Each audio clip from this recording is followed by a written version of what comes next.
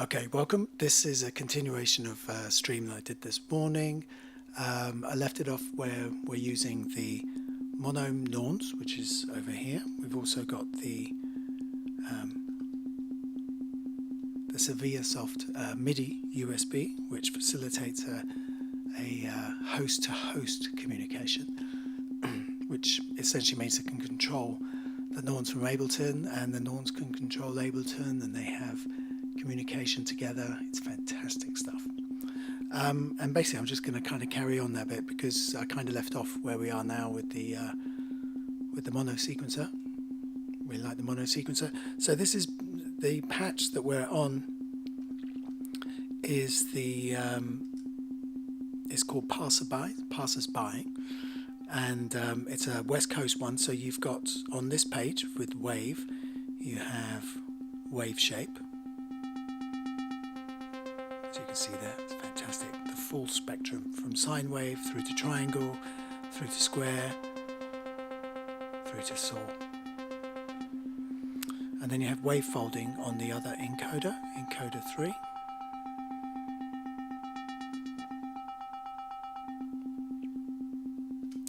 And then we have FM. So this is low FM.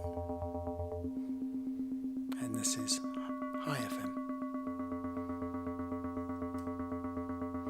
We then have a low pass gate, which this will be the cutoff. And that's the duration. Make it quite long and dark. It's brilliant stuff. The reverb, don't really use that much because essentially it's a lot of reverb. It's got enough reverb on it already. We have a low frequency oscillator, different shapes. So you've got triangle, saw or ramp up, square. So you can see that that's bipolar square. And then we have random. We'll keep it to the triangle. And then under on encoder in this second page, we can assign the LFO to any of these parameters. So we can assign it to shape. Moving around. Folds.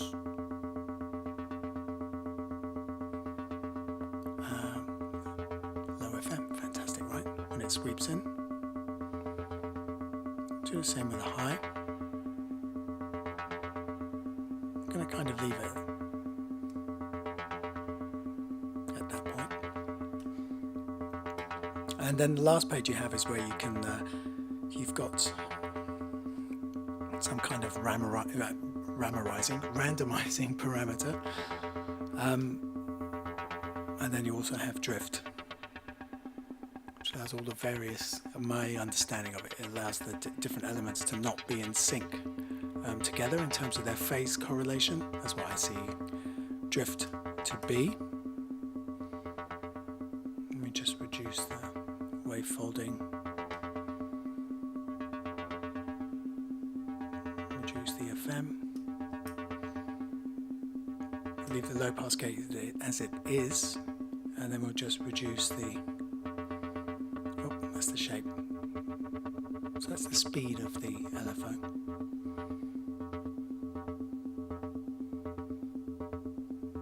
Keep it on something that feels kind of right. When I use things like the mono sequencer, what I like to do is use a number of sort of phasing elements in terms of durations.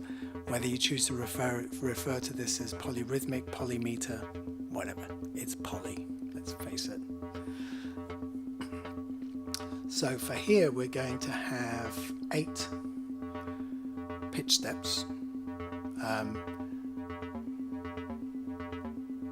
like the B flats. I like things with the flat 7s like that.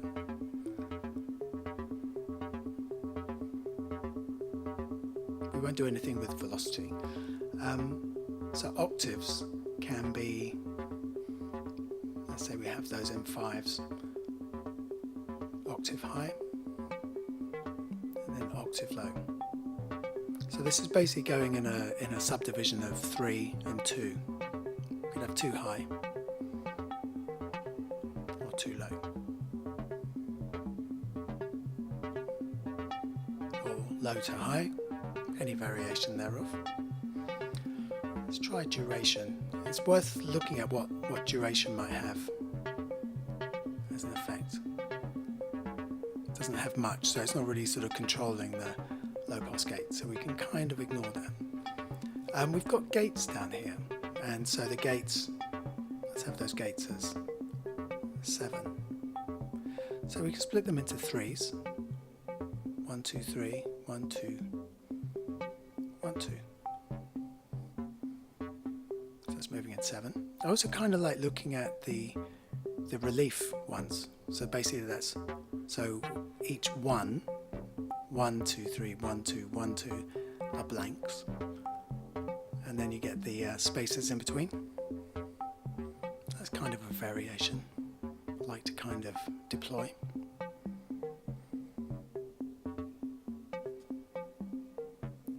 Now, one of the other things the mono sequencer has is a ratchet.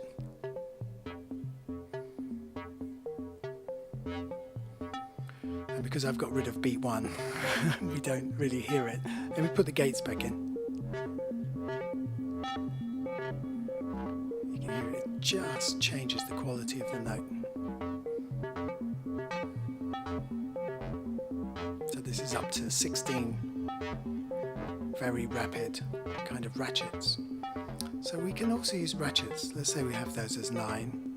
Let's say we have them as 1, 5 and 4. And 4 will be quite extreme. Let's leave the gates in for a little bit. Well, maybe. Yeah, you can hear them now.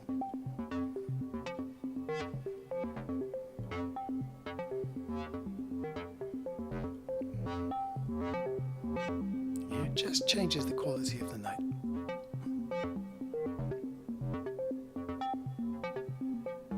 Let's go to 9s. So 5 and 4. 1, 2, 3, 1, 2. Oh well, 3 and 4. 1, 2, 3, 1, 2, 3, 4. That's an easy one to reverse, because then if we want 1, 2, 3, 4, 1, 2, 3, we just go 4 and 3. Kind of like it the other way around.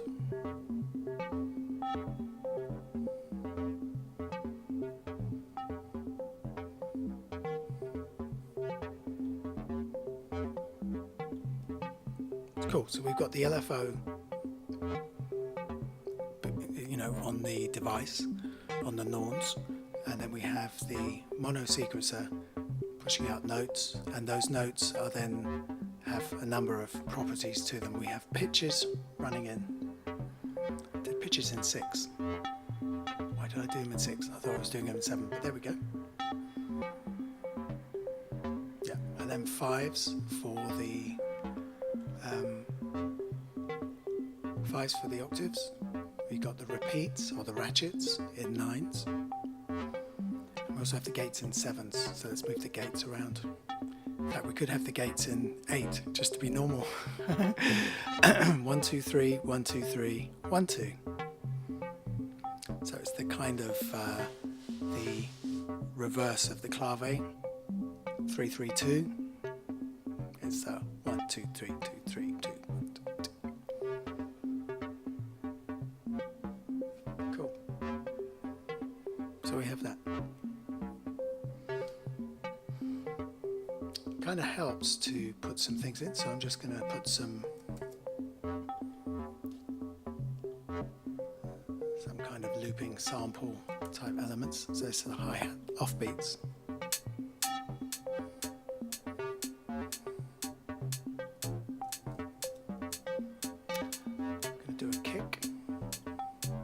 So I like to use impulse. Let's find a kick.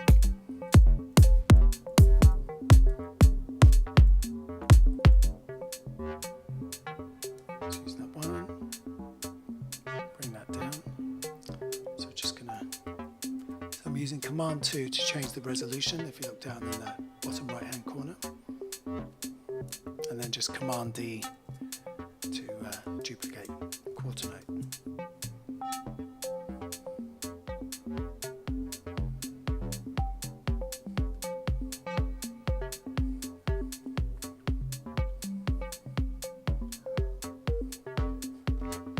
When you're in the sample window, you can use this transient shaping to essentially gate off the sustain. So that's it, 100%. It's kind of a nice way of just tidying up audio. Oop, a little bit too loud.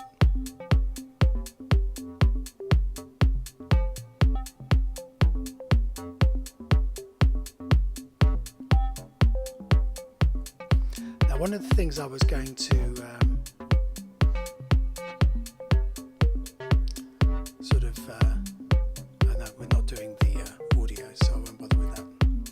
so as well as having this mono sequencer, let me put that back in sync.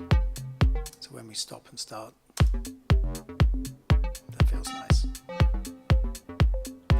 Now one of the things we can also do is that I was looking at earlier was the idea of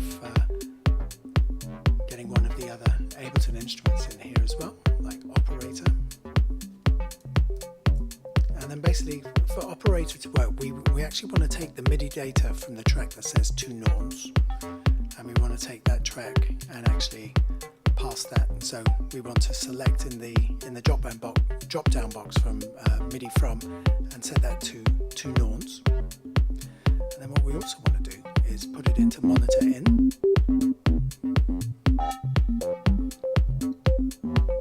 I'm going to set this to post effects so that we can solo operator. You can hear it in a very pronounced way, the effect of the ratchets. You can hear this rapid burst. I quite like using them sort of. If you kind of get it set up right, it starts to resemble a TB303 in a kind of an odd way. But because this is phasing in a polymeter, polyrhythmic subdivision type scenario, it doesn't sort of come up exactly the same all the time. We have to wait for quite a while. I also like to drop the second operator in, which gives you just a little bit more low end, and drop this by an octave to hear that with the Norns.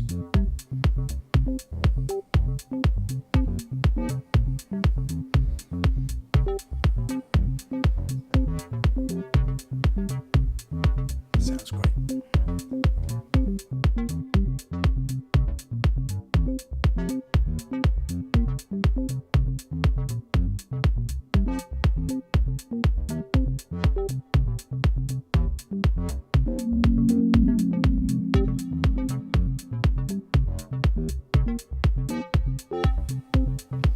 One of the things I really like doing, and I know it seems kind of random in some ways, is to actually, once you kind of got something that kind of works, is just to try different sequences against it and find quite a lot of these ones that have the asterisk at the front are ones that I've either made from scratch or I've adapted someone else's and turned it around. So really kind of worth sort of trying stuff out.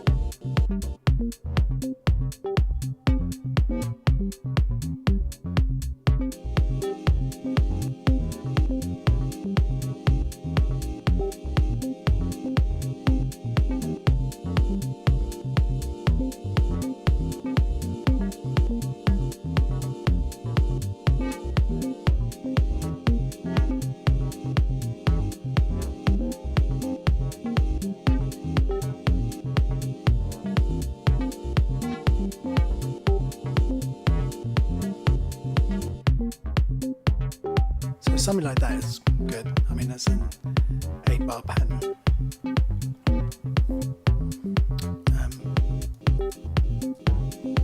There we are. 4 bars each.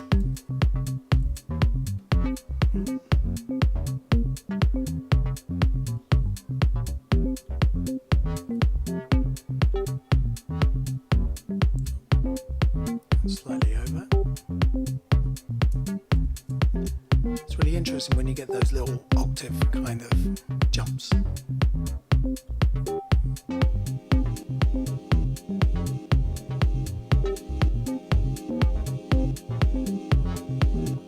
It's nice when they all start in sync. There we go.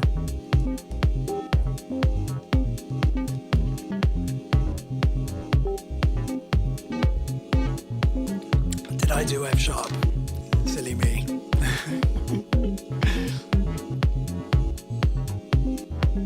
Should have done G. But yeah, you see. End of the day, getting tired. A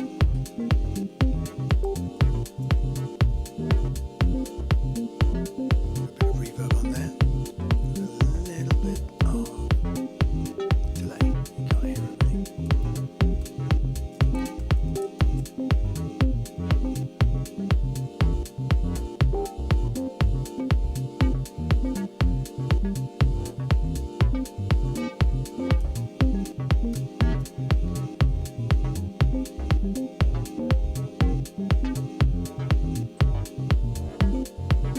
Find there's a moment where you go, should I put a clap in? Sometimes you think it's kind of nice without it, but then of course you want the option, right?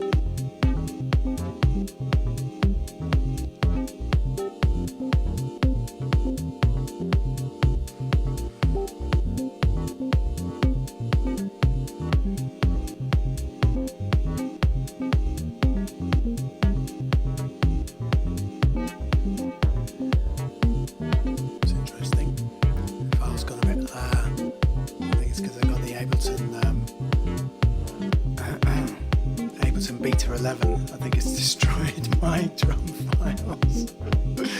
Oh no. That's why they say you should put it on a different installation. Oh dude, that's terrible, man. It's like the last thing you really want to happen, right? Might end up having to use Vengeance samples. Let's see what I have. The botlib is basically a library of stuff that I'm just building using the Magenta tools from IBM, you know. Or is it Google? It's Google, isn't it? So it's the Magenta tools. I think it's Google, IBM. It's one or the other. Watson is doing stuff, isn't it? So just messing around with those. And these are basically text to speech programs that I'm just kind of using.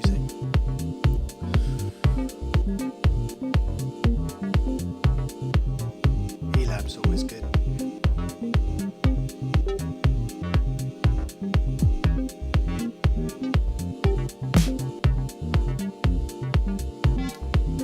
Find some claps.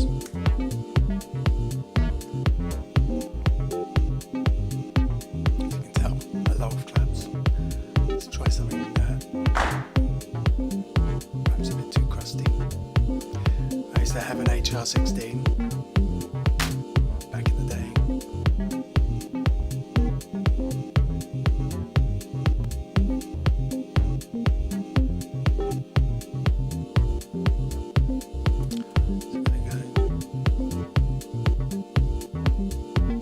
So when you load up a simpler, it loads up on C3.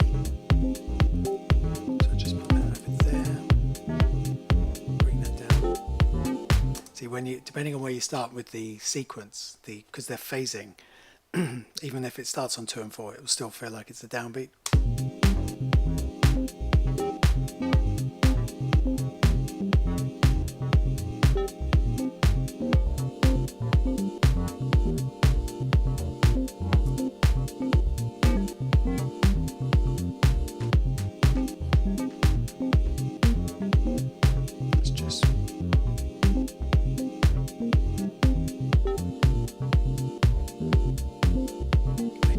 subtle.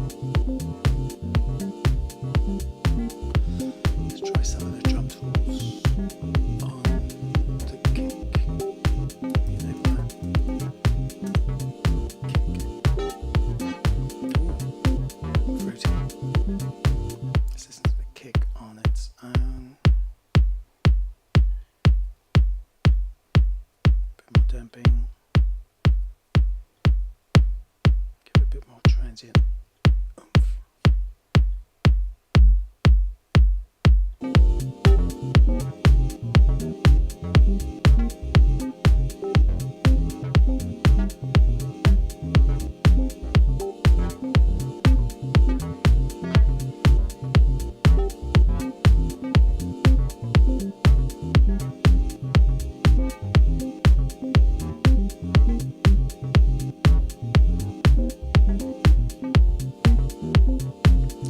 Let's get the Lfo tool, expert, Steve Duda. So we can do some side chaining. The Rictam ones are reasonably, I mean, you've got dedicated kind of side chain ones here. The Rictam ones and a few of the others will give you an interesting kind of volume envelope. That's with.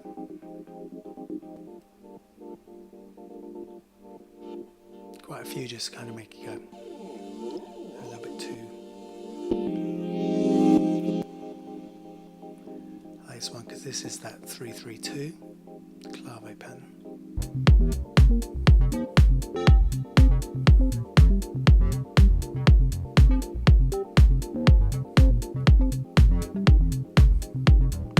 So taking a pattern from being long held notes to this, and again you can change the depth, you can modulate the depth, just create a bit more variation.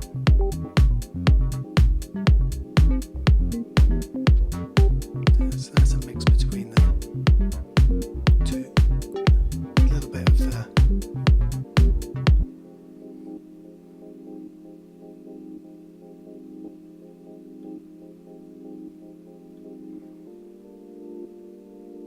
so much less depth, so we don't really hear much of the pattern coming through.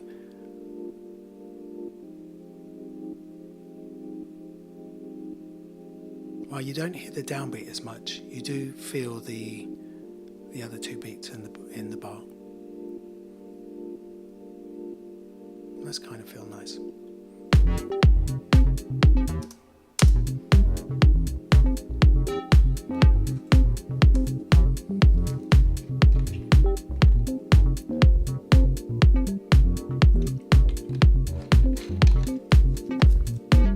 Let's try something on the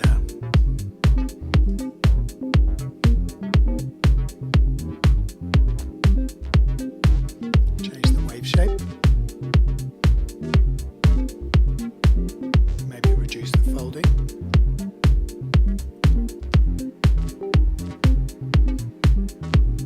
Increase the low pass gain. Or maybe decrease it.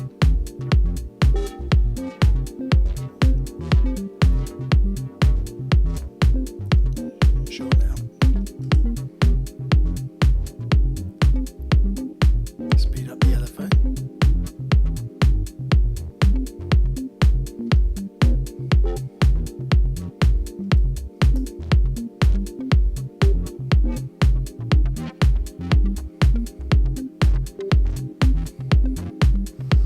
Those ratchets are probably starting to annoy. One of the good ones you can do is to sort of take the gate sequence and just move in and apply the ratchet where there's a space, and then that space will shift. So it won't happen as frequently as you'd suspect.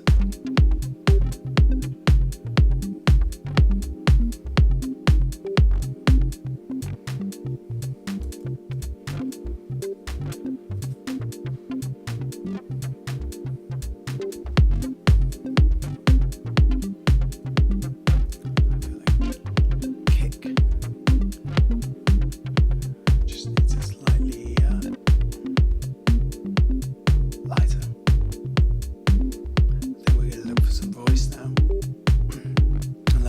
lot fancy singing. I'm not up to singing today.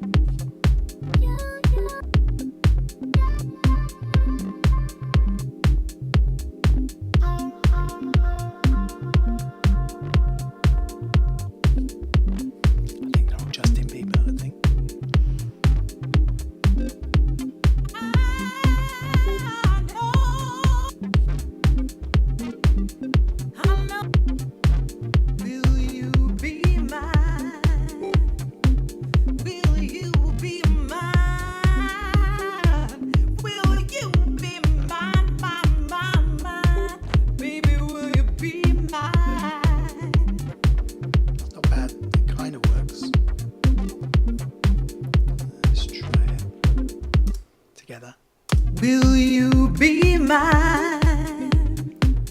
Will you be mine? Will you be mine, mine, mine, mine? Baby, will you be mine? Will you be mine? Will you be mine? Will you be mine, mine, mine, mine? Baby, will you be mine? Will you be mine? Will you be mine? Will you be mine, mine, mine, mine? Baby, will you be mine? Sometimes it's worth Will you be trying mine? things like the Will you be mine? Will you be mine, mine, mine, mine? Baby, will you be mine? Will you be mine? Will you be mine? Will you be mine, mine, mine, mine? Baby, will you be mine? and then back it off. Will you be mine? Will you be Give it a bit more mine? presence. Will you be mine, mine, mine, mine? Baby, will you be mine? Will you be mine? Will you be mine? Will you be mine, mine, mine, mine? Baby, will you be mine? Will you be mine? Will you be mine? Will you be mine, mine, mine, mine? Baby, will you be mine? Will you be mine? Now, one of the things I also like to do, Will you be mine? so Will you be mine, mine, mine, mine? Baby, find will a you different be place for it to mine? start. Will you be mine? that there's not too much difference between that one and the first one. Will you be mine, mine, mine, mine? Baby, will you be mine? Will you be mine? Will you be mine? Will you be mine, mine, mine, mine? Baby, will you be mine? Will you be mine? Will you be mine? Will you be mine, mine, mine, mine? Baby, will you be mine? Will you be mine?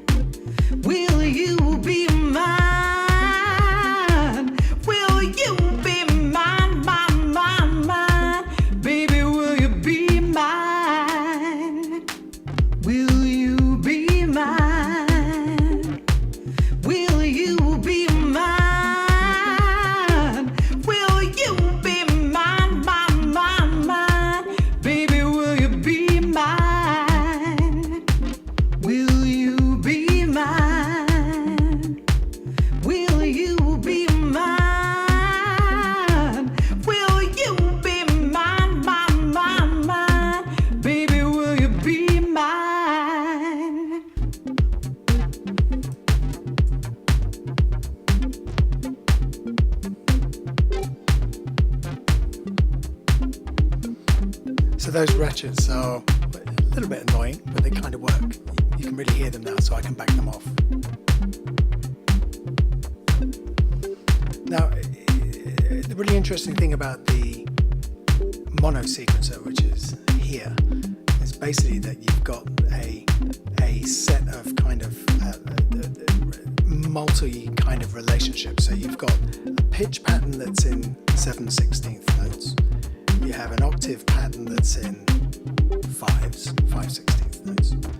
You have the ratchet pattern, which is in 9s, and then you have the gate pattern down here, which is essentially going in a 3/3/2 division. It's 8 3/3/2, so you kind of got the clave pattern.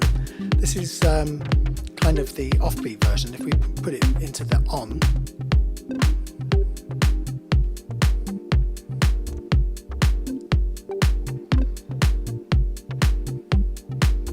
kind of changes the effect, right? The feel.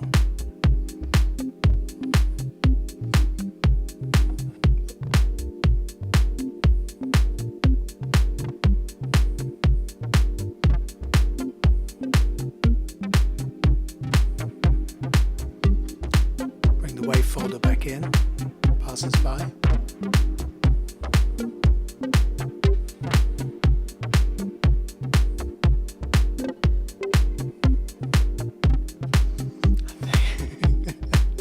Might have had enough of that ratchet. Let's keep it out for a bit, shall we?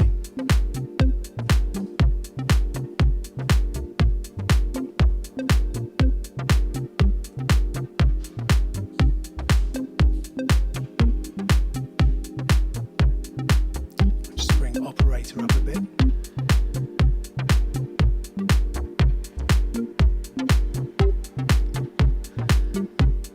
So because you've got all of these kind of multi-relationships in terms of the subdivisions, whether those are 7, 5s, 9s, 8s, and then of course the different sort of frequency of when a pattern is actually going to take place, you have quite a complex relationship. It's kind of a compound number in terms of how many times you actually need to go through something. I mean, if you consider it, if we had something that was just 3 and 2, it's 3 times 2 is 6, so there will be 6 sort of 16th notes repetition, or 8th notes, depending on whatever the subdivision is, where the resolution we're using is. But then when you look at something that's like 7, 9, 5, 8, you're looking at 7 times 9 times 5 times 8. Tells you how often or how long it's going to take before we actually repeat ourselves. And there's kind of a ton of stuff that can be done in using these sorts of ideas. Be able to kind of create this kind of pseudo-generative, because really, the truth of the matter is, if you hang around long enough, it will repeat itself. And really, the notes remain the same. The notes aren't really, the notes aren't changing. The notes are still C, B flat, which is this one here, C, C, G, C, C. I mean, it couldn't be more straightforward than that. Let's put another B flat in, shall we? A high B flat.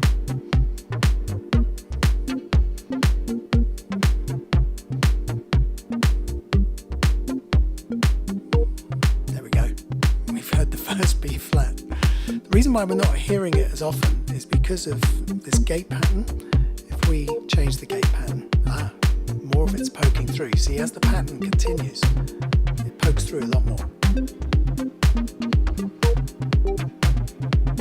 So this is kind of like the negative space version of the previous pattern that I showed. So instead of on 1, 2, 3, 1, 2, 3, 1, 2, we've got it on 2, 3, 2, 3, 2. 1, 2, 3, 1, 2, 3, 1, 2, 2, 3, 2, 3, 2, 3, 2, 3, 2. Let me put the downbeat in.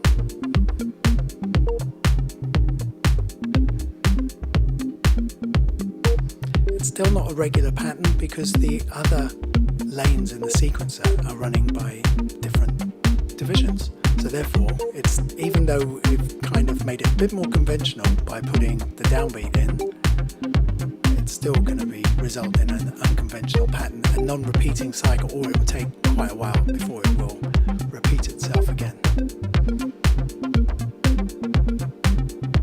feels like gathering intensity, right?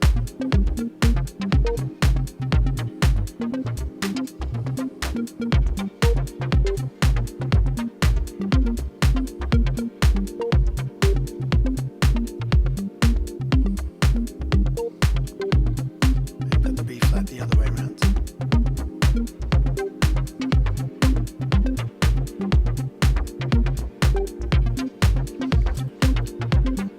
Wondering what this device is, this is the Norns Shield. It's mono, but it doesn't quite come with the same price tag.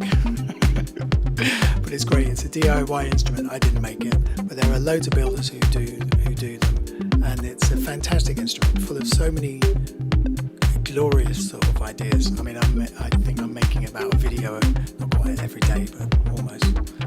So this is a West Coast sound. So what we have is a wave shaper and then a wave folder. So at the moment all of the parameters are being triggered by an LFO, which I'll show you in a couple of pages from now. So the wave shaping in a West Coast synth like a buchla goes from a sine wave to a triangle to a square and then to a saw.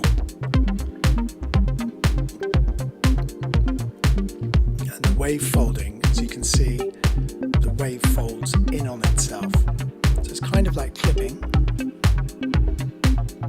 It results in really interesting sort of changes of timbre.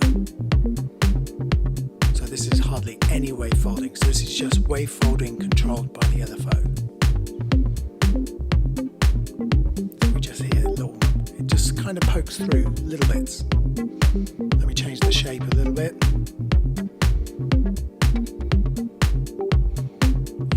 Turning into a bit more of a triangle. Do a bit more folding.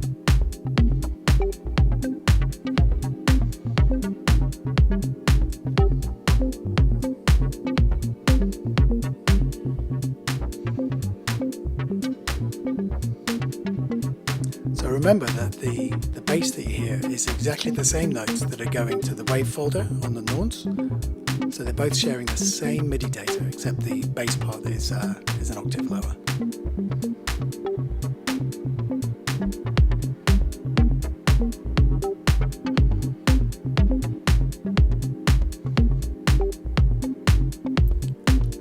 And then what we have is FM. So you have the FM is divided into two parts. You've got a low frequency FM, which takes care of the low end of the sound. Fantastic sound. That's it, pretty extreme at that point.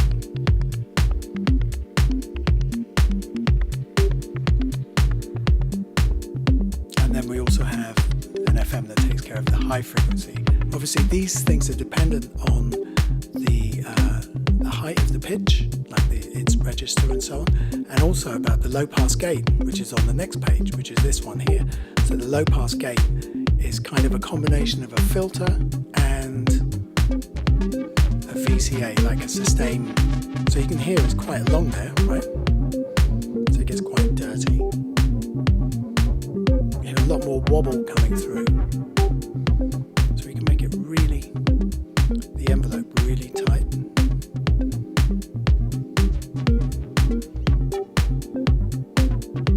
And this was kind of Buchler's vision really. And this is why it's different, say, to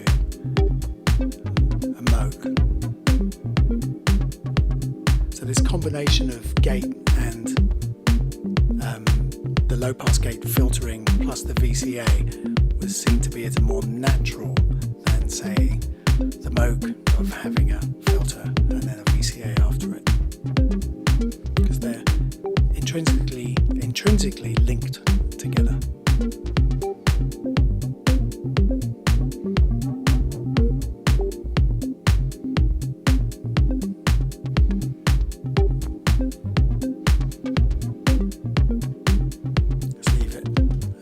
Skip reverb. I think we've got enough reverb on this track. What do you think?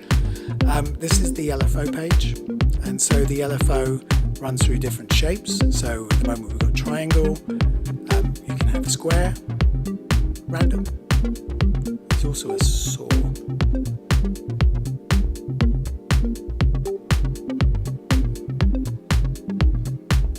frequency.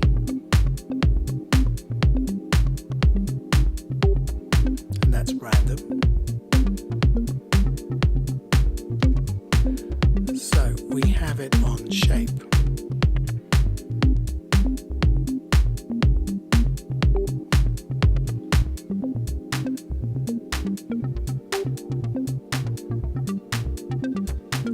So that's random on folds.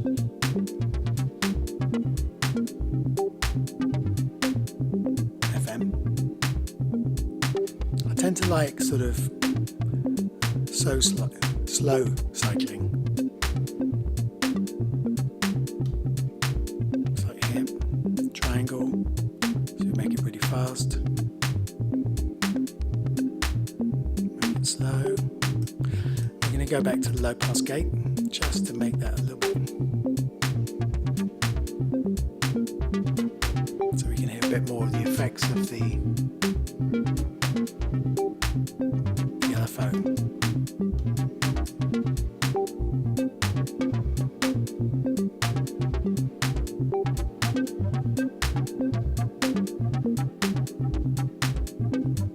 A bit more of a wobble.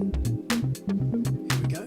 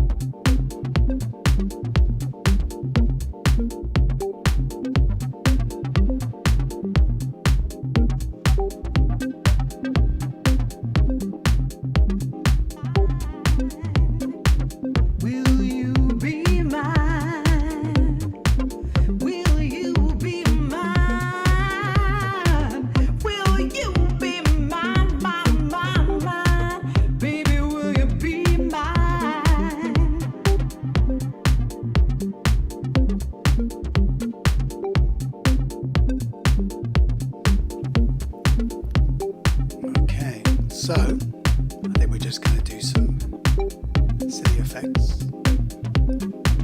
Beat, repeat, everyone's favourite. It's just a little bit too much. Bring the chance down.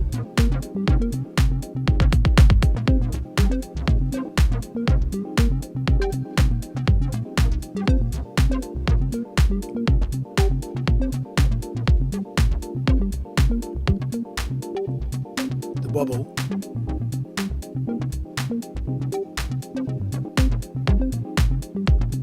Let's find a sweet spot.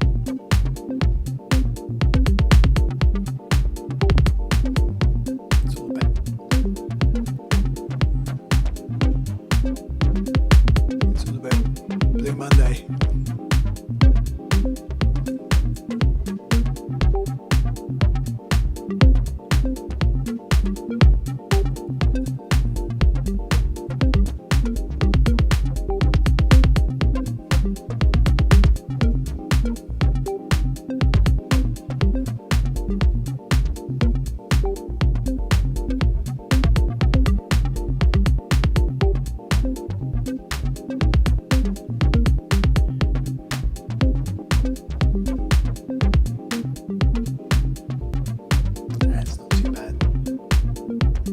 That's its moments.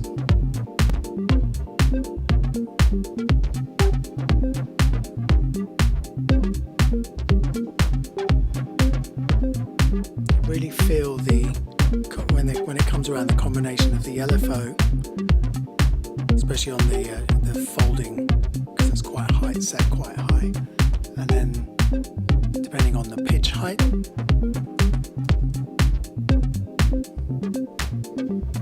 you can hear quite a pronounced wobble.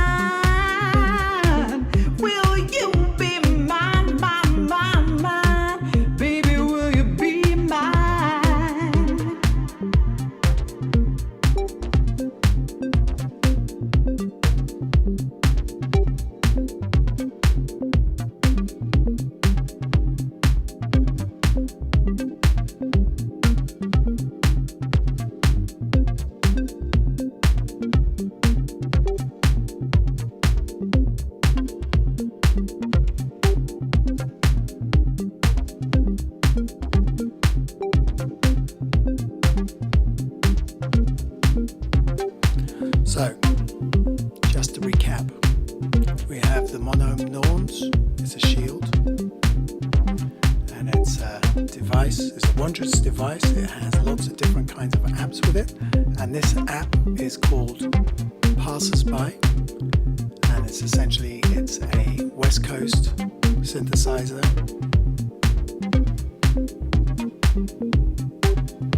We have Ableton Live. And Ableton Live, we're running the mono sequencer with a variety of kind of lengths to the patterns. The pitch is running in 7s, octaves are running in 5s,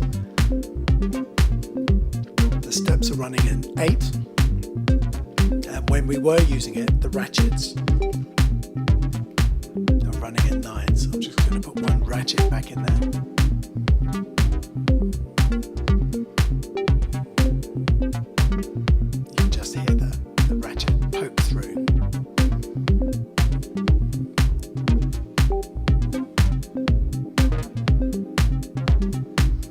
So this pattern is also being picked up by operator,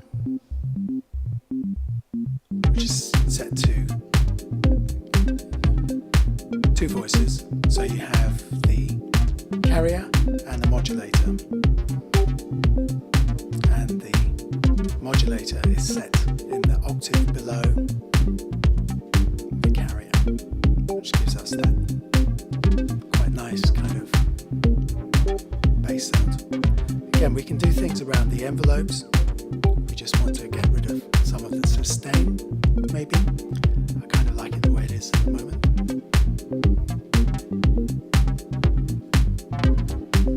It's nice the way where it complements the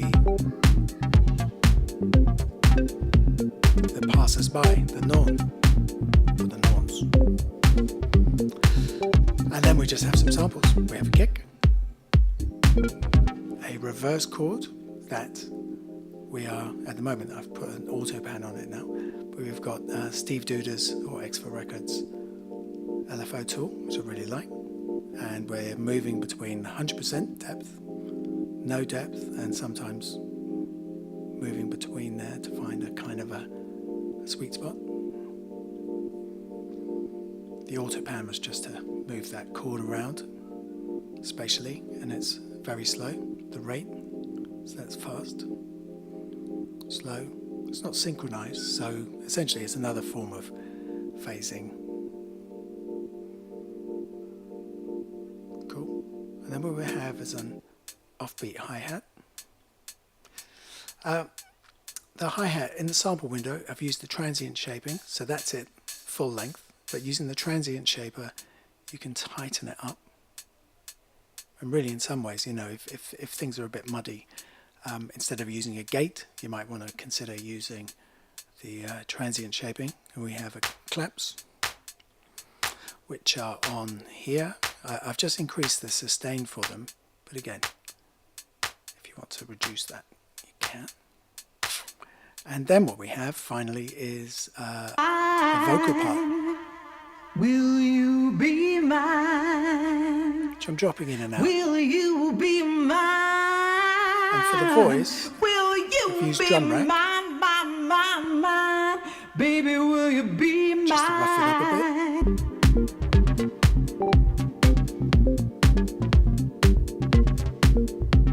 So after a while, you can tell that the ratchet gets a bit annoying, really. So when we're using the gating patterns, I like to use them in, because it's 8, you can subdivide it. So this is the 3-3-2 subdivision.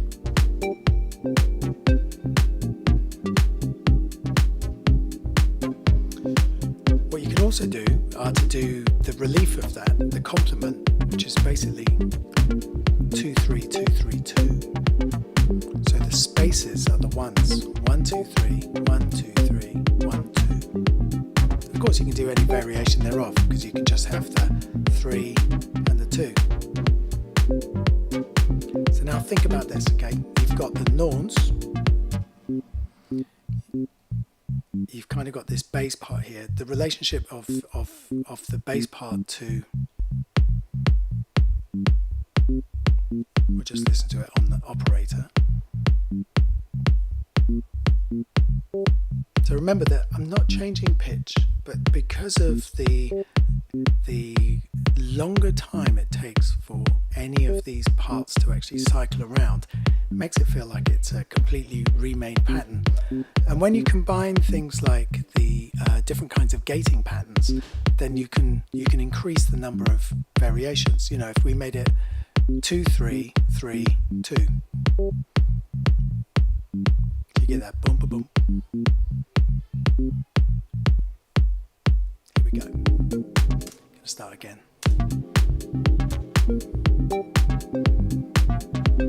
Again, you can move it around. It's very manageable. It's very easy to kind of do. I have 3 in a row. There we go. That works really well.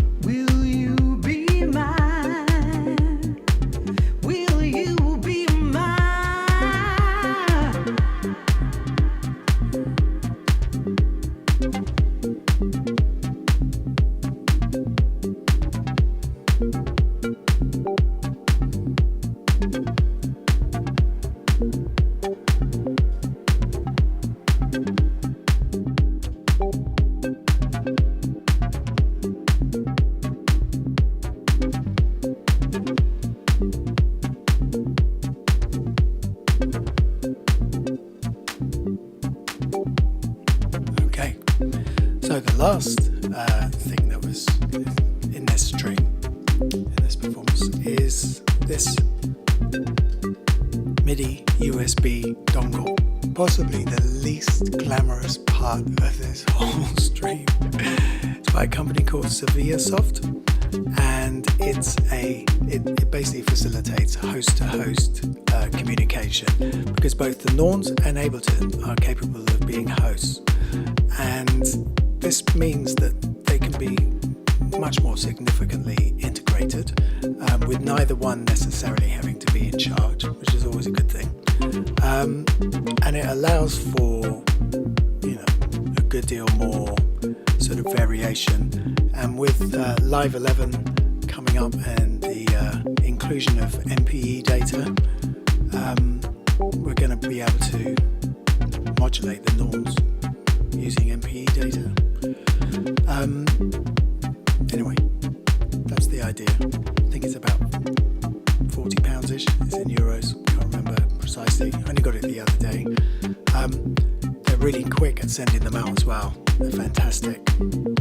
So I highly recommend it if you need this kind of bi-directional kind of host kind of relationship between your software, like Ableton. I need it for the Norns, but I also, and I use the word need advisedly, but I need it both that and also with the Eurorack modules as well, with the Westlicht sequencer that I use. That again is also a host. So this means now, well, I haven't even tried it yet, but it just means it opens the door to a good deal more kind of communication, and that's kind of cool. Okay, I'm going to leave this playing out for a little bit more, and if you've got any questions, leave them in the comments below. The project as it stands, because obviously you won't have the Norns, but the project will be available in the description for download, and you should try it out. Spend a little bit of time with the mono sequencer and sort of get a handle on how it works. Okay, until next time, which is probably tomorrow.